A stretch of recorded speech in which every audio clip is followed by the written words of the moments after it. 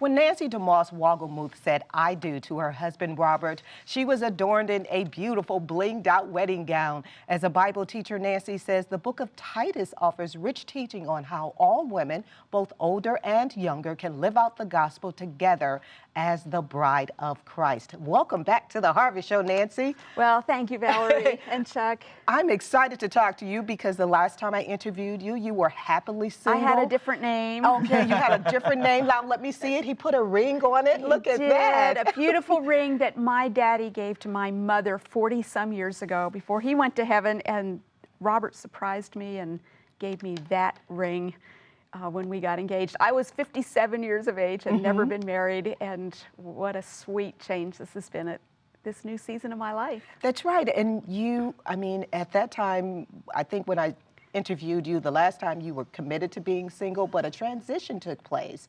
And it kind of, and you had women to come alongside you. I did. To help you make, you know, a godly decision or to mentor you in this process. Yeah, I've loved having older women in my life for all of my life, and I've loved now in this season being an older woman to other younger women. But when I got married, I'm a newlywed still, just about a year and a half married, and I'm so thankful for women who are further down the road than I am, who've been so encouraging to me and who've prayed for me and for Robert and have helped me to move into this new season. And it's just been a reminder of what's true for all of us, whether men or women, married or single, young or old, is that we need each other. We're not intended to live this life in isolation, but we need each other as we move in our pilgrimage toward Christ-likeness. It's fun to read the book, though, and see that you, as the kids say today, keep it real. One of the things that you talk about is making that transition to being married, and all of a sudden you're sleeping in a bed with somebody, and that threw you for a loop. It was a huge adjustment. My husband is over in the corner, and I just heard him laugh a little bit because he was a widower. He had been married 44 years, and God had taken his wife home through cancer, and then I was a first-time, never married, long-time convinced single woman, and so there were some huge adjustments. And I remember that early in our marriage, just being awake one night, kind of sleep deprived because I wasn't used to having somebody in the room, much less a man in the bed, and thinking, what in the world have I done? But you know, when we don't know what to do, we lift our eyes up, we turn them to the Lord, and we get other people involved in our lives who can say, look, I understand this is new, but God's going to give you grace for this, and he has. And Robert is the sweetest man in the history of the world, so he's been so grace-filled, and that's made it easier for me in a way that some women don't have.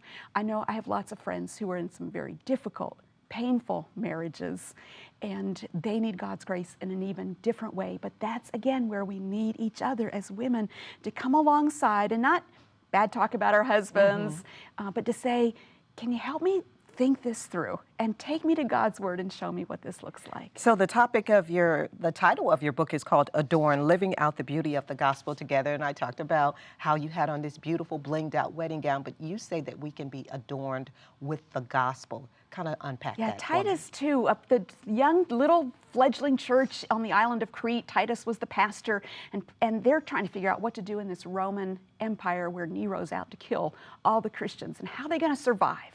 How are they going to thrive? And how are they going to reach the world with the gospel? And you can think of all kinds of programs or plans that Paul could have told them to have.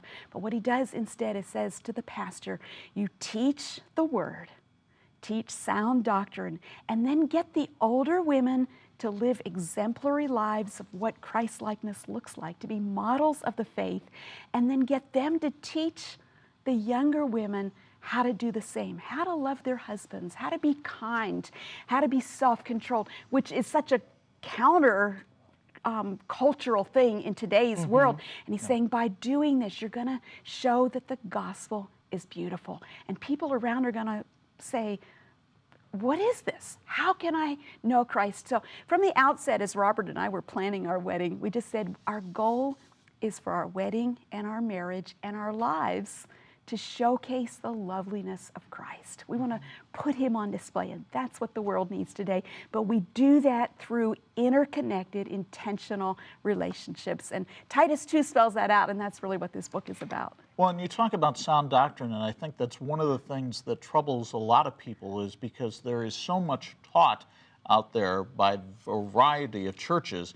And people say, well, how do I know what's sound and what's not? Yeah, that's why we got to know this book and be grounded in it. And I think to some people, the whole concept of sound doctrine, that's the starting place in this Titus passage. So that's the starting place in my book. And I'm thinking, how can I make this interesting? Because people think doctrine, that's dry. Who's interested in that? They want the good stuff.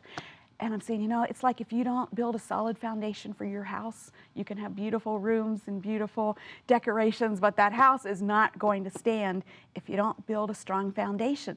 Our foundation is Christ, the living word, and this book, the written word of God. So one of my pleas with women today is you've got to know God through his word, and anything that doesn't line up with that, including anything you hear me teach. If it doesn't line up with this book, say no thank you. You also say not to, you also talk about don't give up on that modeling career. And I bring this up because, you know, we see women, you know, we just don't want to age. You know, we don't want to get older. So to say older women help teach the younger women, that could be a conflict right there. What do you say to older women to get them started with that process? And it's a little intimidating because today what is new and young and novel and you know 20 years old is the in thing. But there's something very beautiful about an older woman who walks with God, and her beauty is that inner beauty of Christ-likeness. And I'll tell you, from the time I was a little girl, call me strange, my goal in life has always been to be a godly old lady. And people have said to me, don't rush the old parts, you know, it'll come. But to be a woman who reflects the beauty of Christ. And this gives our lives value and worth, and it gives us something to pass on to these younger women who may have, you know, they don't have the stretch marks, they may not have the lines on their faces, they may still have their natural color, their dark colored hair. I went gray a long time ago. But what they're longing for is to have an older woman who can come alongside of them and help them know God and walk with Christ and live in that marriage or that single lifelong situation. And so I say the women around us don't need us to be cool.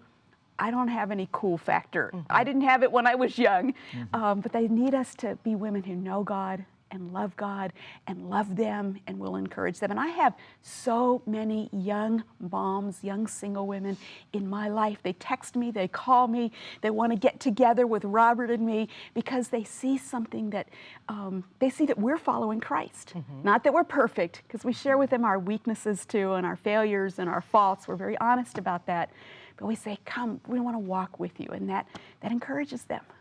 There's a segment of the population that we may not have addressed yet. We've talked single and married, but there is a increasing number, sadly, of divorcees out there. Yes, sure. What will they get from this? Well, you know, all of us, whatever our marital status, we have learned things in life as we've gotten older from our failures and from the things that have been done to others, that others have done to us, that we've had to learn to forgive. And so we share out of our life message. So someone who's been divorced, they've been through that pain, and they're thinking, I'm washed up. How could God ever use me? And I'm saying, no, you need to come alongside these younger women and help them think through how to deal with difficulties in their marriage or how to not make wrong choices about who they marry.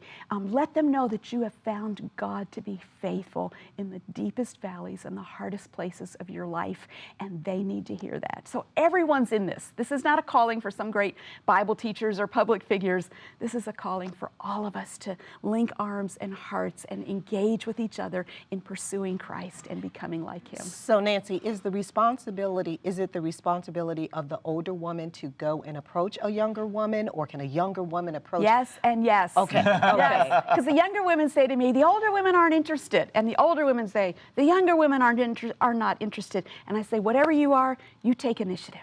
You ask God to point you to another woman and just ask questions. It doesn't have to be some big formal, official, lifelong commitment. Just ask, how can I pray for you? I do this in the aisle of, I call it my aisle ministry at church, before and after services. Just how can I pray for you? How can I encourage you? And then together we're going to adorn the gospel of Jesus Christ. Well, and together we're going to unpack even more of this message with Nancy tomorrow. So be sure to join us. To connect with Nancy, go to adornedbook.com or go to harvest-tv.com for a link to her project. It's called Adorn, and be sure to like us on Facebook so you can get exclusive content from Nancy. We'll be right back.